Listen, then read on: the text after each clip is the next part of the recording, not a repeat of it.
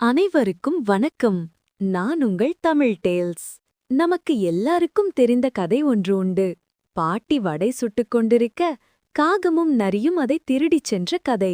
ஆனால் இன்று நாம் பார்க்கப் போவது காகம் மற்றும் கிளி பாட்டியிடம் வடை திருடிய ஒரு சுவாரஸ்யமான கதை. ஒரு நாள் காகத்திற்கும் கிளிக்கும் ஒரு போட்டி வந்தது. நம்மில் யார் அறிவாளி?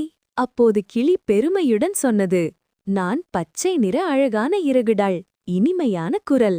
ஆனால் நீ கருமையான நிறம், அழகற்ற குரல். அதனால் நான் தான் அறிவாளி.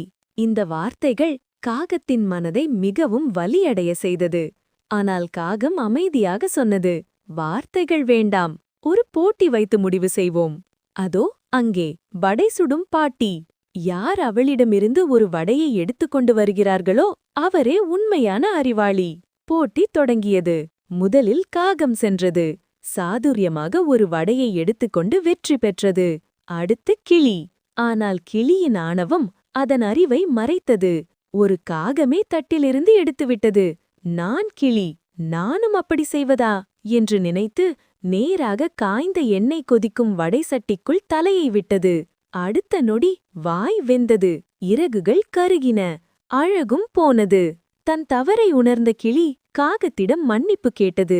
இந்த கதை சொல்லும் நீதி, அழகிய தோற்றம் அறிவின் அடையாளம் அல்ல. அழகற்ற தோற்றமும் முட்டாள்தனத்தின் அடையாளம் அல்ல. அறிவு என்பது தோற்றத்திலில்லை,